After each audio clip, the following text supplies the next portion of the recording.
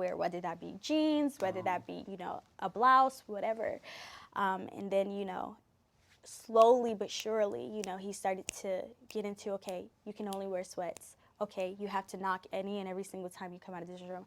Okay, you need to delete every single person in your phone except for my 4 phone numbers. Okay, you have to stop doing this. Okay, you can't do this anymore. If you don't listen, then we're going to get into, beatings and chastising, and, this is to help you. And it did get into beatings. It did. It did. Yeah, it did. And, it was always, this is to better you, it was. Did you believe that at the time?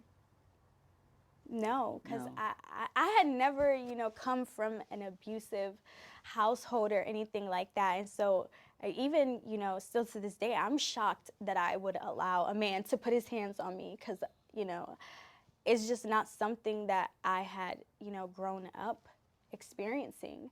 So I didn't know how to get out of something like that even more because I had never experienced it. I had never experienced it. To do it. Why are you sitting down with us today?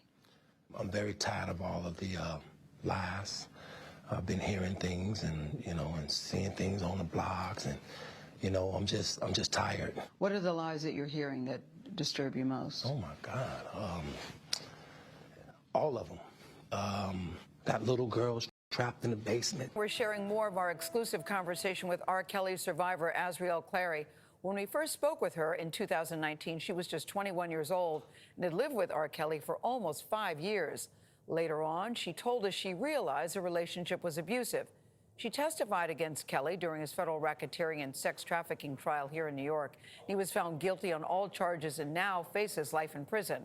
A CBS News special, Love Doesn't Hurt, R. Kelly survivor speaks, has more of our recent conversation. Love Doesn't Hurt is a phrase she used with us. It comes out today on our Viacom streaming platform, Paramount+. Here is Azriel Clary talking about leaving R. Kelly. If you are leaving something traumatizing, more than you want to breathe, you need support. You need foundation that feels loved. And average, nearly 1 in 3 women experience domestic violence. That's a very high number, and that's according to the National Domestic Violence Hotline. Tama Bryant is a clinical psychologist. She's also the director of the Culture and Trauma Research Laboratory at Pepperdine University. Good morning to you, Ms. Bryant. It's really good to have you here, Tama Bryant. Good morning. Thank you I'm so much glad for having me. I'm so glad you're here. I was on a plane this weekend, and 3 different people stopped me and said, she could have left if she wanted to. He wasn't physically holding her. She was there for her career. She enjoyed being with him. And it's so hard to try to explain to people who haven't been in this situation. What do you say to people? Many people feel this way.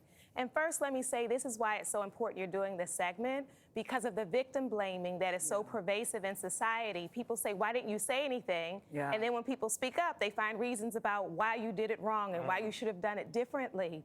So there are many reasons that make it hard to leave. And one of the languages sometimes that we use is, why didn't you escape? If you use the word escape instead of just leave, you realize how big you're asking someone to push back on someone who has been really controlling their mind.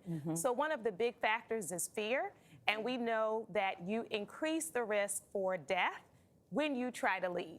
That abusers are more likely to try to actually take your life or increase the violence when you are trying to escape, and there is a greater chance of homicide. Not only is there the fear of death, but the fear of, can I make it on my own?